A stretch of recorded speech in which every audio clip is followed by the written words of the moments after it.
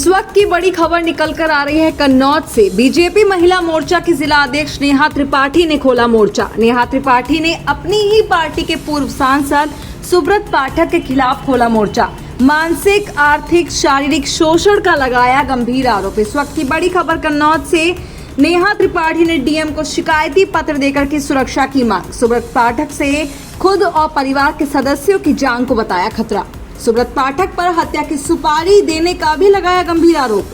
कहा कि मेरे पास बहुत सबूत हैं, समय आने पर करूंगी खुलासा। शिकायती पत्र का संज्ञान लेते ही जिलाधिकारी ने दिए मामले की जांच के आदेश।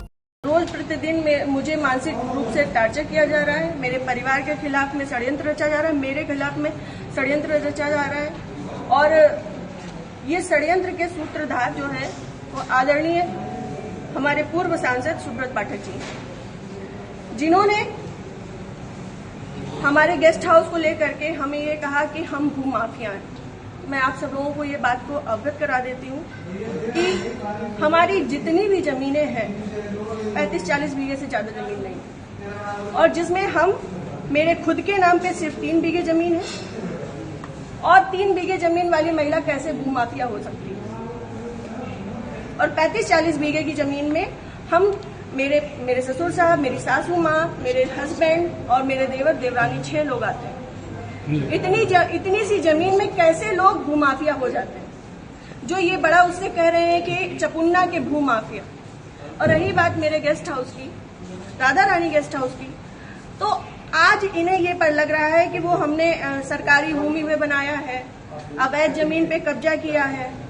तब क्यों नहीं लग रहा था जब 5 साल से उसी में दावतें खा रहे थे, भारतीय जनता पार्टी की मीटिंगें कर रहे थे, हमारा पैसा खर्च करवा रहे थे, रोज मीटिंगें हो रही थी, तब क्यों नहीं ये आपको लग रहा था? आप पूर्व सांसद के ऊपर एक आरोप लगा रहे हैं। बिल्कुल, आप भी बीजेपी के कार्यकर्ता? मैं बीजेपी की कार्यकर्ता हूं और बीजेपी में ही काम करती हूं शुरू से लेके लास्ट तक। जब तक मेरा जीवन मुझे अलाउ करेगा, जब तक ये कन्नौज के नेता मुझे सहज भारतीय जनता पार्टी में रहने देंगे, तब तक मैं भारतीय जनता पार्टी की ही सदस्य हूँ।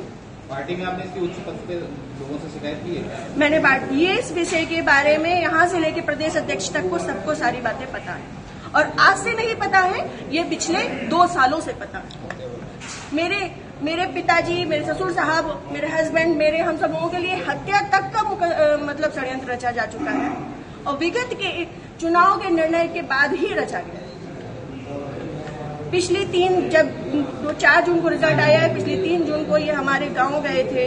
हमारे गांव जाकर के इन्होंने, हमारे राइवल्स हैं जो, उनके घर जाकर के इन्होंने 2 घंटे की बैठक रखी जिसमें षड्यंत्र रचा गया।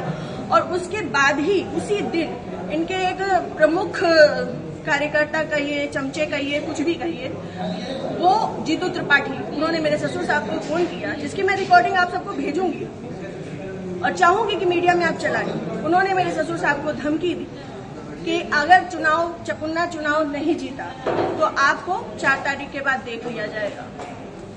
उसके बाद से ये सारा षड्यंत्र रचा गया। क्या चुनाव हरवाने में आपका भी श्रेय जाता है? मैं भारतीय जनता पार्टी तरीके से वो आरोप लगा रहे हैं क्या?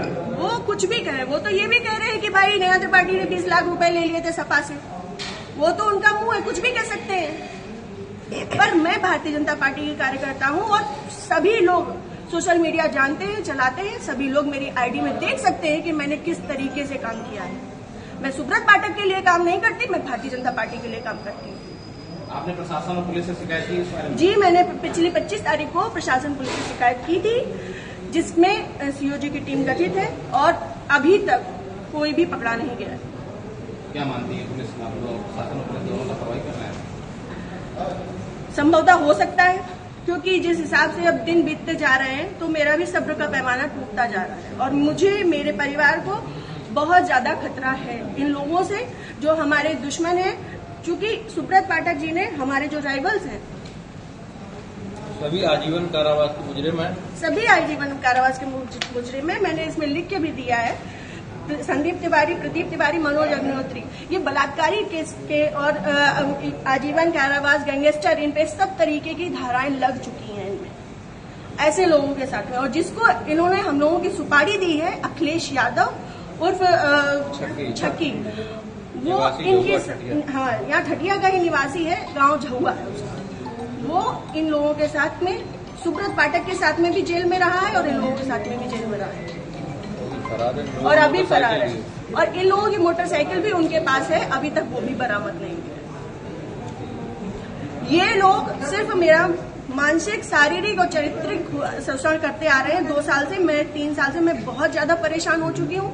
अब ये चीजें नहीं होंगी। आज आपने जिलाधिकारी से बातचीत की, क्या उन्होंने आश्वासन दिया? उन्होंने मुझे पूर्ण आश्वासन दिया है कि इस पे निष्पक्ष जांच होगी, क्योंकि हमारे पास रिकॉर्ड्स भी हैं, हमारे पास सबूत भी हैं और बहुत सारी चीजों के सबूत हैं।